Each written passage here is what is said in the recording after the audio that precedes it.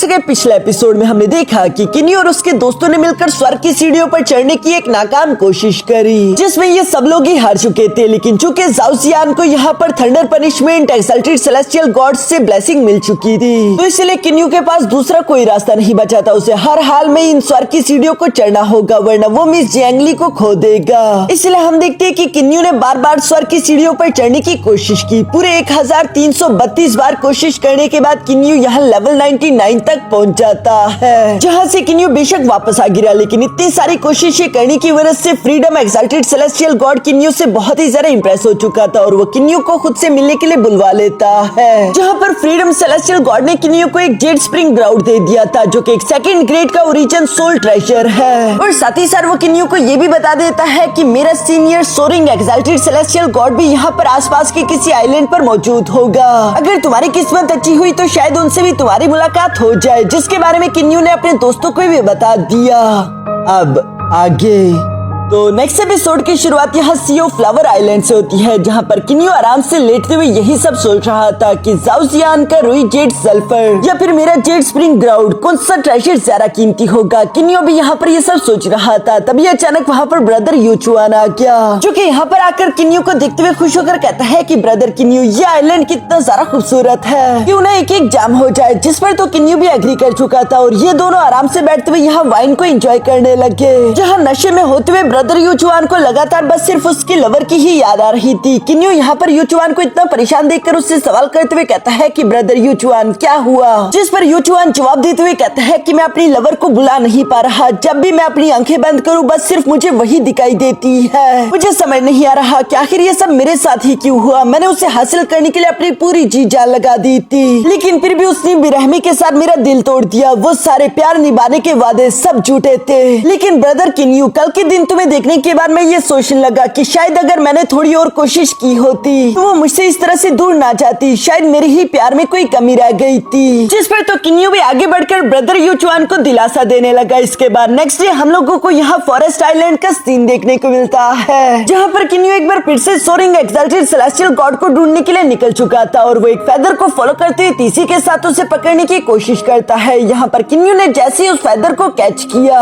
तभी वो टेलीपोर्ट होकर एक अजीब सी जगह पर पहुंच जाता है, जहाँ उसे अपने पीछे एक एंजल दिखाई दिया। ये एंजल असल में कोई और नहीं बल्कि senior soaring exalted celestial god ही था, जिसका नाम क्लेवेक है। किन्यू यहाँ पर ब्रदर क्ले से खुद को इंट्रोड्यूस करवाने ही वाला था, लेकिन दूसरी तरफ हम देखते हैं कि क्ले तो किन्यू को पहचानता है और वो किन्यू का नाम लेते हुए कहता है कि किन्यू, तुमसे मिलकर अच्छा लगा। जो सुनकर तो किन्यू पूरी तरीके से शॉक हो गया था और वो यही सोच रहा था कि आखिर सीनियर सोरिंग ब्रदर मुझे कैसे जानते हैं। मगर दूसरी तरफ सोरिंग ब्रदर क्ले यहाँ पर किन्यू की तरफ बढ़ते हुए कहते हैं कि किन्यू, तुम्हारी जल्दी शादी होने वाली है, इसलिए मास्टर ने मुझे तुम्हें कुछ इनामात देने के लिए बेचा है। जो कहते हैं ब्रदर के लिए अपने पास से 3 गिफ्ट निकाल लेता है और वो किन्यू को पहला गिफ्ट देते हुए कहता है कि इसे फ्लेम सोर्ड स्पल कहते हैं, इसके इफेक्ट्स काफी ज्यादा यूनिक है, ये मेरे मास्टर की तरफ से तुम्हारे बच्चे के लिए गिफ्ट है। जो सुनकर तो किन्यू हैरान होते हुए कहता है, लेकिन अभी तक तो मेरी शादी भी नहीं हुई, बच्चों के लिए गिफ्ट मिलना ये थोड़ा सा अजीब लग रहा है। लेकिन दूसरी तरफ ब्रदर के लिए रुकता नहीं, बल्कि वो किन्यू के सामने फर्नेस से लुवोयुस सोर्ड लाकर रख देता है, जिसके बारे में वो किन्यू को बता रहा था कि तुम सोच भी नहीं सकते, ये तलवार इतनी ज्यादा तेज है। ये गिफ्ट मास्टर ने तुम्हारे लिए तैयार किया था और ये लास्ट गिफ्ट है वॉयलेट रेन फेदर आर्मर, जिसे मास्टर ने तुम्हारी बीवी के लिए खुद रिफाइन करा है। एक बार तुम्हारी बीवी इस आर्मर को पहन ले, उसके बाद डिवाइन रेल में बहुत ही कम लोग बचेंगे जो कि उससे चोट पहुंचा पाए। ये तीनों ट्रेजर यहाँ senior soaring exalted celestial god से लेने के बाद किन्यू उनसे सवाल करते हुए कहता है कि क्या मैं जान सकता हूँ कि आखिर तुम्हारे मास्टर कौन है। जिस पर ब्रदर क्ले किन्यू को जवाब देते हुए कहता है कि जब तुम अपने कल्टिवेशन लेवल की पीक पर पहुंचाओगे तब तुम्हें मेरे मास्टर के बारे में खुद ही मालूम हो जाएगा। हाँ, फिलहाल के लिए मैं तुम्हें बस सिर्फ इतना ही बता सकता हूँ कि मेरे मास्टर के साथ तुम्हारा एक गहरा कनेक्शन है। जो सुनकर तो किन्यू भी थोड़ा सा सरप्राइज हो जाता है, क्योंकि senior soaring exalted celestial god पहले ही काफी ज्यादा महान होता है और उसका मास्टर सोचो कितना ज्यादा महान होगा, और ऐसे आदमी के साथ भला किन्यू का क्या ही कनेक्शन हो सकता है। तब तक हम देखते हैं कि ब्रदर क्ले भी यहाँ से चला गया था। वैसे दोस्तों, मैं आप लोगों को बता देता हूँ कि किन्यू stellar transformation cultivation method methods का इस्तेमाल करता है, जबकि दूसरी तरफ brother soaring exalted celestial god का मास्टर भी इसी स्टीलर ट्रांसफॉर्मेशन कल्टीवेशन मेथड का इस्तेमाल कर चुका है। इसी वजह से वो किन्यू के साथ इतना ज्यादा कनेक्टेड है। इसके बाद नेक्स्ट सीन में हम देखते हैं जहाँ किन्यू वापस से अपने दोस्तों के पास आ चुका था। उसके दोस्तों में से कोई भी यहाँ पर senior soaring exalted celestial god या फिर फ्रीडम एक्सल्टेड सेलेस्टियल गॉड से नहीं मिल पाया। लेकिन चूंकि अब 10 साल का समय पूरा हो चुका था तो ये लोग वापस से पियाओसो सिटी की तरफ रवाना हो गए। साथ ही साथ ऊपर की तरफ शंघाई पैलेस में हम लोगों को तीनों एक्सल्टेड सेलेस्टियल गॉड्स भी देखने को मिलते हैं, जहाँ पर सीनियर सोरिंग मास्टर क्ले यहाँ पर अपने दोनों जूनियर से कह रहा था कि मेरी बातें कान खोलकर सुनो, हमारे मास्टर इस मैरिज सिलेक्शन में काफी ज्यादा इंपॉर्टेंस दिखा रहे हैं, क्योंकि ये मैरिज सिलेक्शन इवेंट इस डिवाइन रेल्म के लिए काफी ज्यादा इंपॉर्टेंट रोल प्ले करता है। साथ ही साथ मैं तुम लोगों को एक और इन्फॉर्मेशन भी बताने वाला हूँ जिसके बारे में किसी और को मालूम नहीं होना चाहिए, क्योंकि ये इन्फॉर्मेशन हमारे एक्सल्टेड सेलेस्टियल माउंटेन्स के बारे में, जो सुनकर तो थंडर पनिशमेंट गॉड और फ्रीडम एक्सल्टेड सेलेस्टियल गॉड दोनों ही शॉक हो गए थे। लेकिन वो इन्फॉर्मेशन क्या थी फिलहाल के लिए हम लोगों को उसके बारे में बताया नहीं जाता। इसके बाद सीन शिफ्ट होकर दूसरी तरफ मिस यांगली पर आ गया, जो कि अपने पैलेस में बेसब्री से किन्यू का इंतजार कर रही थी। तभी अचानक किन्यू भी वापस आ जाता है, जो कि मिस यांगली को यहाँ पर देखकर काफी ज्यादा खुश हो गया और वो फौरन से उसके गले लग जाता है। साथ ही साथ मास्टर जैंगलिन और उनकी नीस भी यहाँ पर आ चुकी थी, जहाँ पर मास्टर जैंगलिन किन्यू से सवाल करते हुए पूछ रहे थे कि किन्यू मुझे बताओ कि क्या तुम्हारा सामना किसी एक्सल्टेड सेलेस्टियल गॉड से हुआ और क्या तुम इस फर्स्ट राउंड को जीत भी पाओगे या नहीं। जिस पर किन्यू तो कॉन्फिडेंटली जवाब देकर कहता है कि 100% मैं इस फर्स्ट राउंड को जीत जाऊंगा। ये सुनकर तो मास्टर जैंगलिन और किन्यू की साली काफी ज्यादा खुश हो गई। इसके बाद नेक्स्ट डे हम लोगों को फर्स्ट राउंड के रिजल्ट का दिन दिखाया जाता है, जहाँ पर मास्टर जियांग फान सब लोगों के सामने कह रहे थे कि सिर्फ 2 ही कंटेस्टेंट एक्सल्टेड सेलेस्टियल गॉड से मिलकर अपने लिए ब्लेसिंग ला पाए, जिनमें से एक किन्यू और दूसरा है जियाओ फान। मैं चाहता हूँ कि तुम दोनों ही अपने ट्रेजर को हमारे सामने दिखाओ ताकि हम लोग डिसाइड कर सके कि कौन होगा इस फर्स्ट राउंड का विनर। जो सुनकर जाओजियान पहले आगे की तरफ अथवा फन से अपना रुई जेड सल्फर ट्रेजर बाहर की तरफ निकाल देता है, जिसके बारे में वो सब लोगों को बता रहा था कि ये सेकंड ग्रेड का ओरिजिन सोल ट्रेजर है, जो कि मुझे खुद thunder punishment exalted celestial God ने दिया। इसके बाद किन्यू की बारी आ गई थी, जो कि अपना जेड स्प्रिंग गॉड बाहर की तरफ निकाल लेता है। यहाँ पर मास्टर जियांग फान बिल्कुल भी डिसाइड नहीं कर पा रहे थे कि कौन इस फर्स्ट राउंड का विनर होगा, क्योंकि दोनों ही ट्रेजर सेकंड ग्रेड के सोल ओरिजिन ट्रेजर थे। इसलिए मास्टर जियांग फान बाकी के 13 गॉड किंग से कहता है कि तुम लोग डिसाइड करो कि कौन इस राउंड का विनर होना चाहिए। सारे के सारे गॉड किंग ही पहले किन्यू से इंप्रेस हो चुके थे, क्योंकि किन्यू खुद स्वर्ग की सीढ़ियां चढ़कर ये ट्रेजर लेकर आया था। इसलिए किन्यू ने आसानी के साथ इस फर्स्ट राउंड को जीत जाना था। लेकिन दूसरी तरफ जाओ क्लैन के लीडर काफी ज्यादा चालाक थे, वो अपने बेटे को जितवाना चाहते थे। इसलिए वो सब लोगों के सामने खड़े होकर कहते हैं कि ये दोनों ही ट्रेजर एक्सल्टेड सेलेस्टियल गॉड से आए, इसलिए हम लोग डिसाइड नहीं कर पाएंगे। बेहतर यही है कि इन दोनों को इन ट्रेजर्स का इस्तेमाल करते हुए आपस में फाइट करनी दी जाए। जो भी इस फाइट को जीतेगा वही होगा फर्स्ट राउंड का विनर। अपने फादर की ये बात सुनकर जाओसियान भी ऊंची आवाज में कहता है कि हाँ मैं फाइट करने के लिए तैयार हूँ, जिस पर मास्टर जियांग फान भी कहते हैं कि अच्छा ठीक है, फिर इसी तरीके से फर्स्ट राउंड का डिसीजन होगा। किन्यू के पास भी दूसरा कोई रास्ता नहीं बचता। यहाँ पर हम देखते हैं कि अरीना में जाओसियान और किन्यू दोनों ही अपने सोलो रीजन ट्रेजर्स को लेकर एक दूसरे के आमने सामने आ चुके थे, जहाँ अपनी पावर्स को एक्टिवेट करते हुए जाओसियान तो काफी ज्यादा खुश दिखाई दे रहा था, क्योंकि उसका रुई जेड सल्फर एक ऑफेंसिव ट्रेजर है जिसके अटैक्स काफी ज्यादा खतरनाक होंगे, जबकि दूसरी तरफ किन्यू के पास तो एक डिफेंस ट्रेजर था। इसलिए हम देखते हैं कि जाओजियान जब अपने रुई जेड सल्फर का इस्तेमाल करते हुए किन्यू पर हमला कर रहा था, तो किन्यू दूसरी तरफ अपने जेड स्प्रिंग गॉड का इस्तेमाल करते हुए उसके अटैक को ब्लॉक करने की कोशिश करता है। लेकिन फाइट देखते हुए ये साफ साफ दिखाई दे रहा था कि जाओजियान इस फाइट में धीरे धीरे से किन्यू पर भारी पड़ रहा है। इसलिए जाओजियान खुश हो रहा था, जबकि किन्यू के दोस्त उसके लिए परेशान हो रहे थे। इवन की किन्यू भी इस बात को एडमिट करता है कि जाओसियान तुम्हारे अटैक तो वाकई में काफी ज्यादा फियर्स है। मगर हम देखते हैं कि दूसरी तरफ किन्यू भी हार नहीं मानता, बल्कि वो यहाँ पर अपने जेड स्प्रिंग ड्राउड के साथ खुद के फॉर्मेशंस की पावर को भी मर्ज करने लगा, जिसका इस्तेमाल करते हुए डिफेंस को थोड़ा सा और मजबूत कर देता है। लेकिन सिर्फ डिफेंस से काम नहीं चलने वाला, क्योंकि दूसरी तरफ जाओसियान लगातार अपने थंडर चेंज का इस्तेमाल करते हुए किन्यू को जकड़ते हुए कह रहा था कि तुम मुझसे नहीं जीत सकते। और जाओसियान को हराने के लिए इसलिए हम देखते हैं कि किन्यू ने फौरन से अपने 3 फॉर्मेशंस को कंबाइन करके उसे अपने जेड स्प्रिंग ड्राउड के साथ मर्ज कर दिया था, जिसका इस्तेमाल करते हुए एक पावरफुल अटैक से जाओसियान पर हमला कर चुका। इस अटैक की वजह से चारों तरफ अरीना में धुआं फैल जाता है, और जब धुआं हटा तो हम देखते हैं कि किन्यू ने एक और फॉर्मेशन अटैक रेडी कर लिया था, जिसका इस्तेमाल करते हुए जाओसियान पर हमला करने की कोशिश करता है। मगर ये अटैक जाओसियान को हराने के लिए काफी नहीं थे, बल्कि जाओसियान हंसते हुए कह रहा था कि ये तुम्हारे मामूली अटैक मुझे नहीं हरा सकते। और वो अपने रुई जेड सल्फर को एक तलवार की तरह इस्तेमाल करते हुए फौरन किन्यू पर हमला करने के लिए आगे की तरफ जंप कर चुका। जिस अटैक को किन्यू अपने फॉर्मेशन कंडीशन का इस्तेमाल करते हुए ब्लॉक तो कर देता है, लेकिन साउसियान को हराने के लिए मजबूरन किन्यू को अपनी लुवोयू सोर्ड बाहर की तरफ निकालनी पड़ी, जो कि काफी ज्यादा पावरफुल थी और उसके सिर्फ एक ही स्ट्राइक से वो यहाँ साउसियान को हिट करते उठाकर पीछे की तरफ पटक देता है, जो देखकर तो दूसरी तरफ साउसियान भी बच्चों की तरह रोने लगा और वो किन्यू की शिकायत लगाते हुए कहता है कि तुम ऐसा नहीं कर सकते, रूल्स के हिसाब से हमें सिर्फ उन्हीं ट्रेशर्स के साथ फाइट करनी थी जो कि हमें एक्सल्टेड सेलेस्टियल गॉड से मिले हो, तुमने चीटिंग की है। लेकिन दूसरी तरफ किन्यू जवाब देते हुए कहता है कि नहीं, ये ट्रेशर मुझे एक्सल्टेड सेलेस्टियल गॉड से ही मिला है, मैंने तुम लोगों को बताया नहीं था, लेकिन सिर्फ मेरी मुलाकात फ्रीडम एक्सल्टेड सेलेस्टियल गॉड से नहीं हुई, बल्कि साथ ही साथ मैं सोरिंग एक्सल्टेड सेलेस्टियल गॉड से भी मिला था, जिन्होंने मुझे ब्लेसिंग के तौर पर ये लुवोयू सोर्ड दी, जो कि एक फर्स्ट ग्रेड की ओरिजिन सोल ट्रेशर है। ये सुनकर तो वहाँ पर जितने भी गॉड किंग्स थे वो सारे के सारे शॉक हो गए। इवन की जैंग फान हैरान होते हुए कहता है कि क्या तुम सच कह रही हो, ये एक फर्स्ट ग्रेड का सोल ओरिजिन ट्रेशर ही है ना? असल में फर्स्ट ग्रेड के सोल ओरिजिन ट्रेशर बहुत ही ज्यादा रेयर हुआ करते थे। अगर बाकी के गॉड किंग्स को मालूम हो गया कि किन्यू के पास और भी फर्स्ट ग्रेड के सोल ओरिजिन ट्रेशर है, तो वो किन्यू को जान से मारकर वो ट्रेशर हासिल करना चाहेंगे।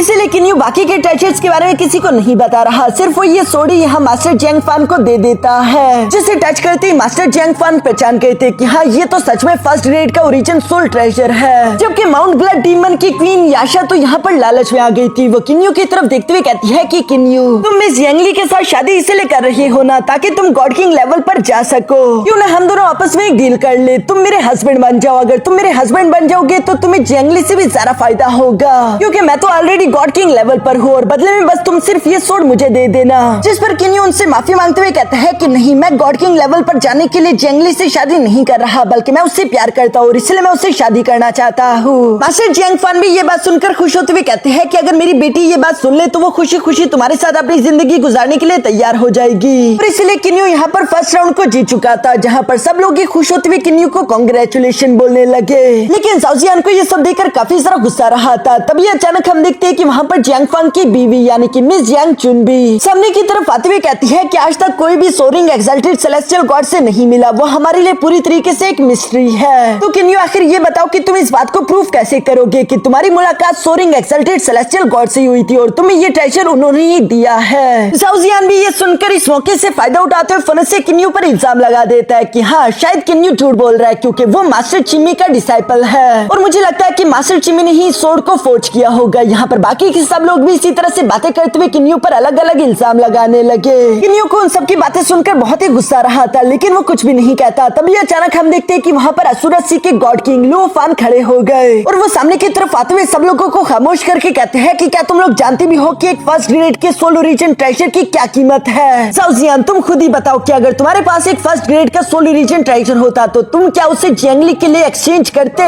और झूठ बोलने की तो हिम्मत भी मत करना। जो सुनकर साउसियान खामोश हो जाता है। इस पर लुओ फान कहता है कि मुझे यही लगा था, कोई भी इतने कीमती ट्रेजर को किसी लड़की के लिए एक्सचेंज नहीं करेगा। यानी कि किन्यू की फीलिंग जेंगली के लिए बिल्कुल सच्ची है और किन्यू को ही इस फर्स्ट राउंड का विनर होना चाहिए। ये सब कहते ही लुओ फान वापस अपनी जगह पर जाकर बैठ गया, जिसके बाद साउसियान का फादर जाओ हुआ खड़े होते हुए कहते हैं कि हाँ, बेशक ये बात सच है कि ये ट्रेजर बहुत ही सारा कीमती है, लेकिन अगर ये ट्रेजर एक्सल्टेड सेलेस्टियल गॉड से किन्यू को नहीं मिला तो इसका मतलब कि किन्यू ने झूठ बोलकर ये पोजीशन हासिल करने की कोशिश की और उसे डिस्क्वालीफाई होना चाहिए। सब लोग यहाँ पर कंफ्यूज दिखाई दे रहे थे, जबकि किन्यू मास्टर जैंग फान से कहता है कि मैं सोरिंग एक्सल्टेड सेलेस्टियल गॉड से मिला था। अगर आपको मुझ पर यकीन है तो प्लीज मेरा साथ दीजिए। इससे पहले कि यहाँ मास्टर जैंग फान कुछ भी बोल पाते, तभी अचानक किन्यू पर हेवन से एक लाइटनिंग आकर गिरना शुरू हो जाती है, जिसे देखते ही सब लोग उसके सामने रिस्पेक्टफुली झुकने लगे, क्योंकि ये एक एक्सल्टेड सेलेस्टियल गॉड की लाइट थी और ये कोई और नहीं बल्कि सोरिंग एक्सल्टेड सेलेस्टियल गॉड ही था, जो कि सब लोगों के सामने कहता है कि हाँ, किन्यू को मैंने ही ये लुवोयू सोड दिया है। तो अब किन्यू से और ज्यादा सवाल ना किए जाए। जो सुनकर मास्टर जैंग फान जवाब देते हुए कहता है कि ठीक है, जैसा आप कहे। और इसी के साथ मास्टर जैंग फान ने सब लोगों के सामने अनाउंस कर दिया था कि किन्यू ही इस फर्स्ट राउंड का विनर है। ये सुनकर तो सब लोग ही खुश हो गए और वो किन्यू को कांग्रेचुलेशन बोलने लगे, जबकि साथ ही साथ मास्टर जैंग फान अपने मन में कह रहे थे कि किन्यू वेपन फोर्जिंग ग्रैंड मास्टर है। साथ ही साथ एक्सल्टेड सेलेस्टियल गॉड उसे फेवर भी कर रहे हैं, यानी कि आने वाले फ्यूचर में किन्यू काफी सारा महान बनेगा।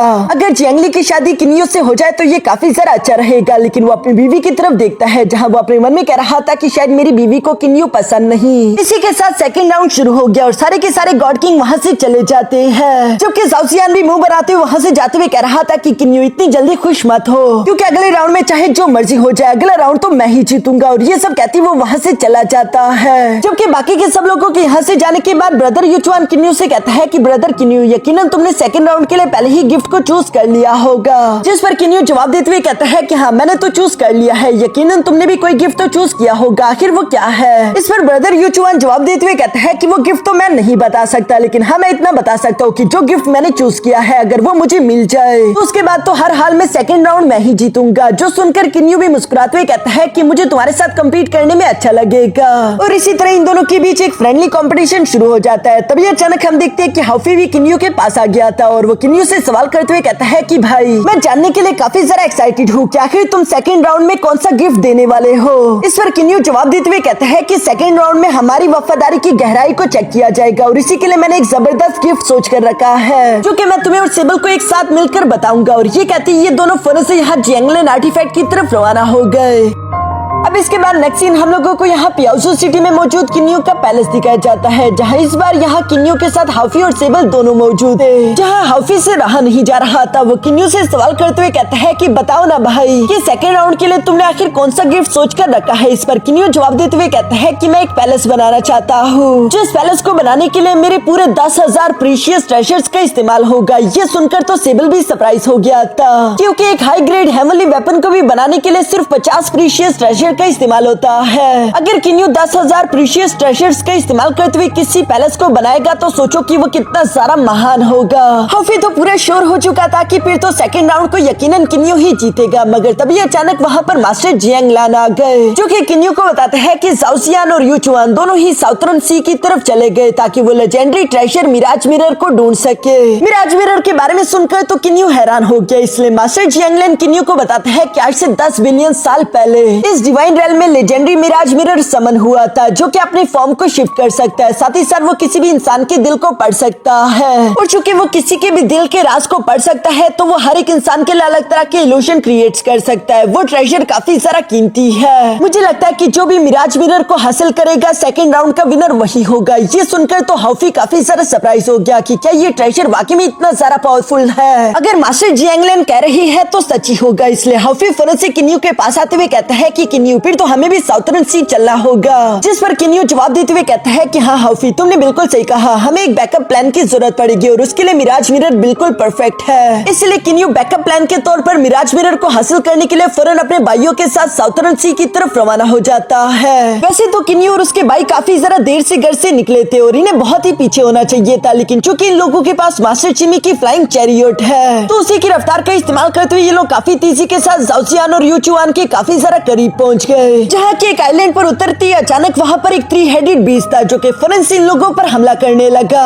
मगर उसके हमले को ये लोग काफी आसानी से ब्लॉक कर देते हैं। साथ ही साथ हाफी ने यहाँ उस पर जबरदस्त प्रेशर लगाना शुरू कर दिया था। इसके बाद हाफी गुस्सा होते हुए उस 3 हेडेड बीस्ट से कहता है कि तुम एक मिड लेवल की बीस्ट हो, आखिर तुम्हारी हिम्मत कैसी हुई हम पर हमला करने की। चलो अब जल्दी से मिराज मिरर के बारे में तुम जो भी जानते हो वो हमें बता दो, वरना मैं तुम्हें जान से मार डालूंगा। जिस पर तो वो 3 हेडेड बीस्ट शुरू में जवाब देते हुए कहता है कि मुझे मिराज मिरर के बारे में कुछ नहीं मालूम, लेकिन चूंकि हाफी ने उसे धमकी दी कि मैं तुम्हें जान से मार डालूंगा, इसलिए वो 3 हेडेड बीस्ट घबराते हुए यहाँ पर इनसे कहता है कि अगर तुम लोगों को मिराज मिरर ढूंढना है तो मुझे लगता है कि उसके लिए तुम लोगों को सबसे पहले बाम्बू फॉरेस्ट के लॉर्ड को ढूंढना होगा, क्योंकि इस जगह को नानी आर्ची पलागो कहते हैं। अगर यहाँ बैम्बू फॉरेस्ट के लॉर्ड को नहीं मालूम कि मिराज मिरर कहाँ पर है तो इस पूरे के पूरे नैनी आर्ची पिलागो के एरिया में किसी को भी मालूम नहीं होगा। ये सुनकर किन्यू उस 3 हेडेड बीस्ट से कहता है कि अच्छा ठीक है, अगर तुम मुझे ये बता दो कि हमें बैम्बू फॉरेस्ट लॉर्ड कहाँ पर मिलेगा तो शायद उसके बाद मैं तुम्हारी उस पहले अटैक को बुला दूं। ये सुनकर तो 3 हेडेड बीस्ट फौरन अपने पास से एक रोशनी समन करते हुए किन्यू और उसके साथियों से कहता है कि इस रोशनी को फॉलो करना, ये तुम लोगों को बैम्बू फॉरेस्ट लॉर्ड तक पहुंचा देगी। जो सुनकर किन्यू और उसके भाई भी बिल्कुल ऐसे ही करने लगे, लेकिन रास्ते में चलते चलते अचानक से इन लोगों को अपने सामने जाओसियान और उसके साथी दिख जाते हैं, जो कि यूचुआन को फॉलो करते करते इस जगह तक तो आ गए थे, लेकिन अचानक यूचुआन इन लोगों के सामने से गायब हो गया और इसलिए यहाँ जाओसियान अपने साथियों पर गुस्सा कर रहा था। मगर तभी अचानक किन्यू और उसके भाई भी यहाँ पर पहुंच गए, जहाँ जाओसियान किन्यू को देखते हुए कहता है कि वाओ किन्यू, कितने बड़े इत्तेफाक की बात है, आखिर तुम यहाँ पर क्या कर रहे हो। इस पर किन्यू जवाब देते हुए कहता है कि भोला बनने की कोई जरूरत नहीं, तुम और मैं अच्छे से जानते हैं कि हम दोनों यहाँ पर मिराज मिरर के लिए आए हैं। ये सुनकर तो जाओसियान किन्यू को नीचा दिखाने के लिए कहता है कि तुम मुझे फॉलो कर रहे हो, लेकिन किन्यू जवाब देते हुए कहता है कि खुद को शर्मिंदा मत करो, क्योंकि तुम भी अच्छे से जानते हो कि तुम यहाँ पर ब्रदर यूचुआन को फॉलो कर रहे थे। जिस पर जाओसियान तो फौरन से 360 टर्न लेते हुए कहता है कि कौन किसको फॉलो कर रहा रहा है इस बात से कोई फर्क नहीं पड़ता। वैसे भी जो पहले मिराज मिरर को हासिल करेगा वही सबसे ज्यादा पावरफुल और किस्मत वाला होगा। ये कहते ही जाओजियान ने अपने साथियों को ऑर्डर दे दिया था कि जल्दी से जल्दी मेरे लिए बैम्बू फॉरेस्ट आइलैंड को ढूंढना शुरू करो, वरना मैं तुम दोनों को जान से मार डालूंगा। जो सुनकर तो जाओजियान के साथी घबराते हुए फौरन आसपास तबाही मचाते हुए यहाँ बैम्बू फॉरेस्ट आइलैंड को तलाश करने लगे। जो देखकर किन्यू जाओजियान से कहता है कि तुम अच्छे से जानते हो कि बैम्बू फॉरेस्ट का लॉर्ड एक गॉड किंग लेवल का कल्टीवेटर है, अगर तुम इस तरह से तबाही मचाते रहे तो तुम उसे गुस्सा दिला दोगे।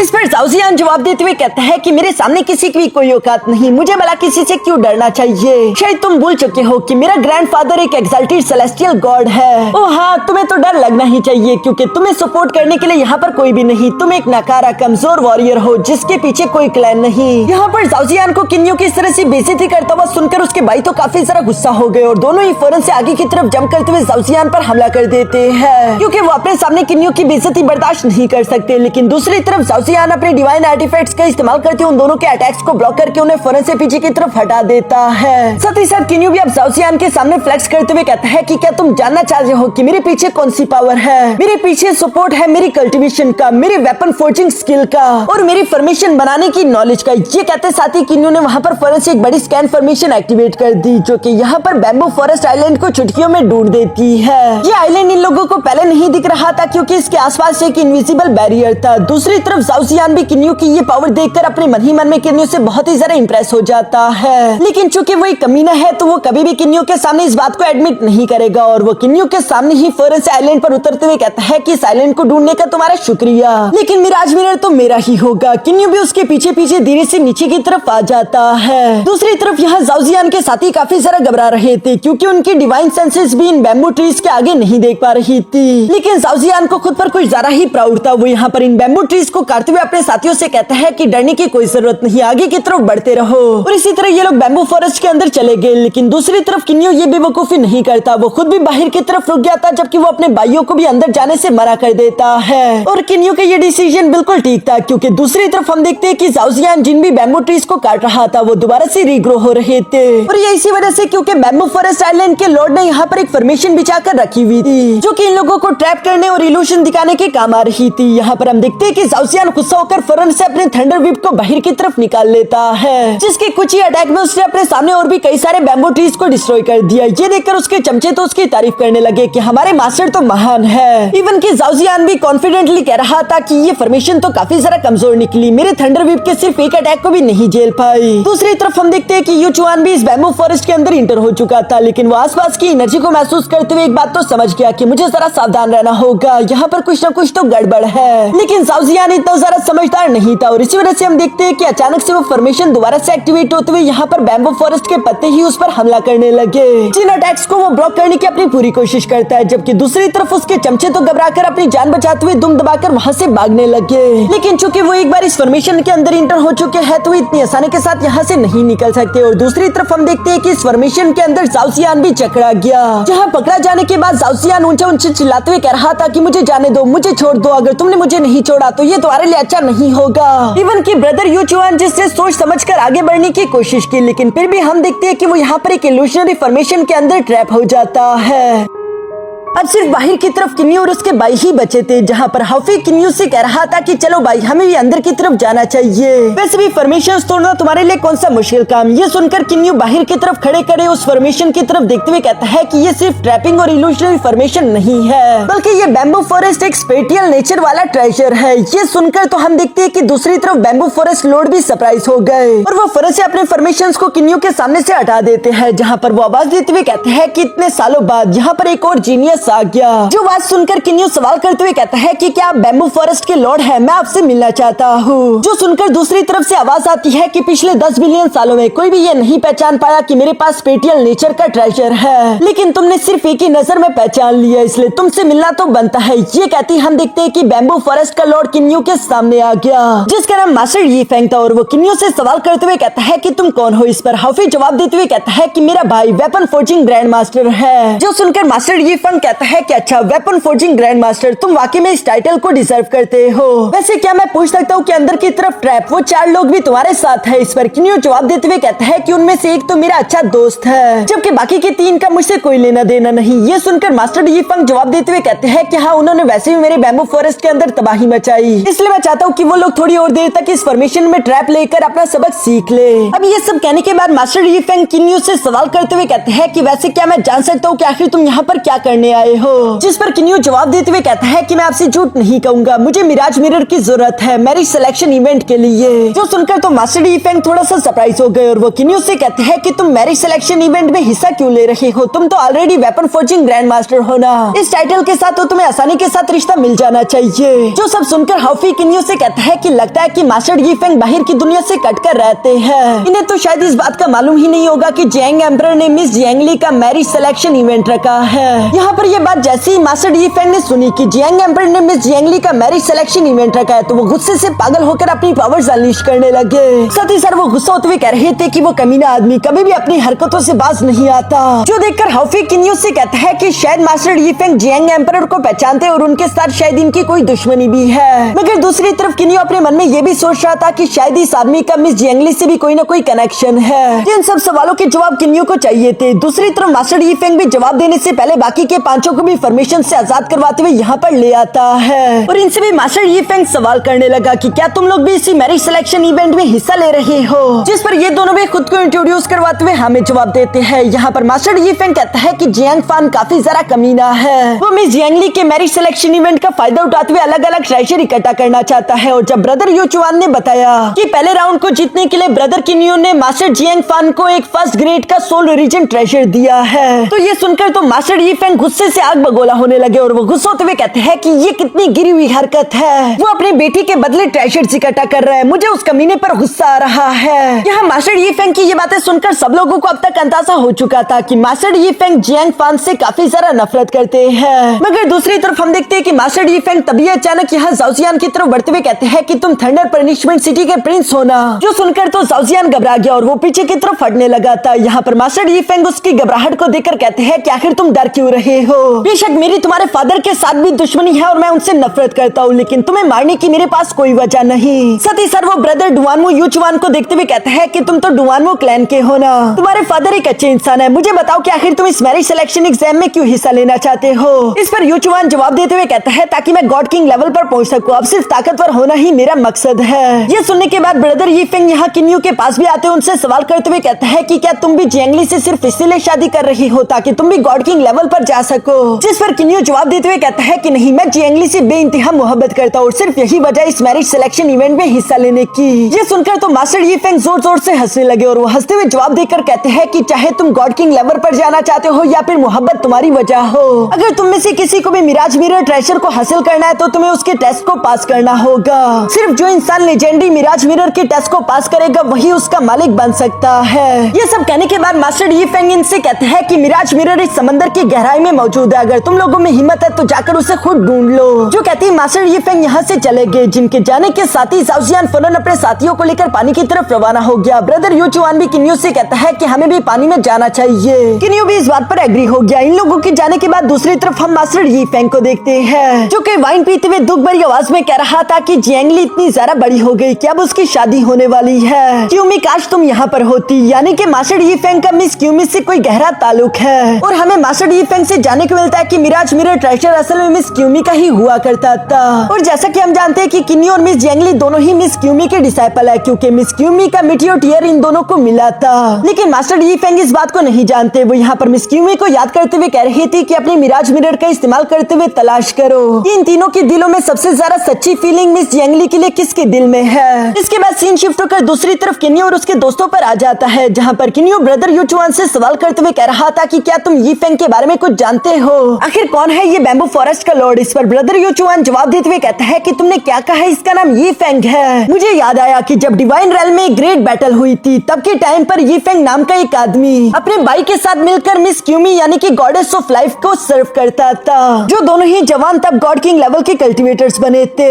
एक दिन मास्टर यीफेंग और उनका भाई ज़्याओफेंग दोनों मिलकर रास्ते में चल रहे थे, जहाँ पर ज़्याओफेंग बता रहा था कि मुझे मास्टर जियांगलैन से खबर आई है, जिस खबर के मुताबिक हमें मिस क्यूमी के आसपास रहना होगा क्योंकि एट एम्परर से उनकी जान को खतरा है। जो सुनकर मास्टर यी फेंग जवाब देते हुए कहते हैं कि अगर सीक्रेट एम्परर खुद भी यहाँ पर आ जाए तब भी वो मिस क्यूमी को नहीं हरा पाएंगे। मुझे नहीं लगता कि वो लोग मिस क्यूमी से पंगा लेने की कोशिश करेंगे। मगर मास्टर यी फेंग तब के टाइम गलत है क्योंकि इन लोगों के सामने अचानक से ज़्याओ क्लैन का एम्परर आ जाता है जो कि अपनी थंडर पावर्स का इस्तेमाल करते हुए इन दोनों को ट्रैप करना चाहता था, लेकिन ज़्याओ फेंग ने यी फेंग को बचाने के लिए उसे धक्का देकर साइड हटा दिया और साथ ही साथ वो यी फेंग को चिल्लाते हुए आवाज देकर कहता है कि फौरन से मिस क्यूमी के पास जाओ, मुझे लगता है कि वो खतरे में होगी। जो सुनकर ब्रदर यी फेंग जितना तेजी के साथ हो सके मिस क्यूमी की तरफ बढ़ने की कोशिश करता है, जहाँ पर हमें देखने को मिलता है कि हुआंग फैमिली का एम्परर एक बड़ी सी डिवाइन सोर्ड को बनाते हुए मिस क्यूमी को जान से मारने ही वाला था और वो कह रहा था कि क्यूमी ये तुम्हारा आखिरी दिन है। मगर मास्टर यी फेंग वहाँ पर पहुंच गया था जो कि फौरन से अपने वर्ल्ड लेंस के पेंटिंग का इस्तेमाल करते हुए यहाँ पर उन सारे के सारे एम्परर्स को अपने साथ ट्रैप कर लेता है ताकि मिस क्यूमी को यहाँ से भागने का मौका मिल सके। और मिस क्यूमी बिल्कुल ऐसे ही करते हैं, लेकिन दूसरी तरफ हम देखते हैं कि जियांग एम्परर ने एक पावरफुल अटैक रेडी करते हुए फौरन से यी फेंग पर हमला कर दिया था, जिस अटैक से टकराने के बाद ऐसा कहा जाता है कि यी फेंग की मौत हो चुकी। सारे के सारे डिवाइन रैल्म को ही यही लगता था कि उस ग्रेट वॉर में यी फेंग और ज़्याओ फेंग दोनों मर चुके थे। किसी को भी ये बात मालूम नहीं कि यी फेंग उस दिन सर्वाइव करते हुए बैम्बू फॉरेस्ट जा चुका था और वो उस दिन से वहीं पर रह रहा है। उस टाइम पर वो जवान और काफी जरा रहम दिल हुआ करते थे, लेकिन अब तो वो बूढ़े और काफी जरा संग दिल हो चुके हैं। किन्यू को यहाँ पर ब्रदर यू चुआन से मास्टर यी फेंग की सारी स्टोरी जानने को मिल चुकी थी, इसलिए किन्यू यहाँ पर ब्रदर यू चुआन का शुक्रिया अदा करने लगा। दूसरी तरफ ब्रदर यू चुआन भी किन्यू से कहता है कि अब मुझे आगे की तरफ चलना चाहिए, हम लोगों की मुलाकात अब समंदर की गहराई में होगी। जो कहती ब्रदर यू चुआन फौरन से उड़ते हुए समंदर की गहराई की तरफ रवाना हो गया, जबकि किन्यू पीछे की तरफ खड़ा खड़ा मास्टर यी फेंग के बारे में ही सोच रहा था। और इसी के साथ हमारा ये एपिसोड यहीं पर खत्म हो जाता है।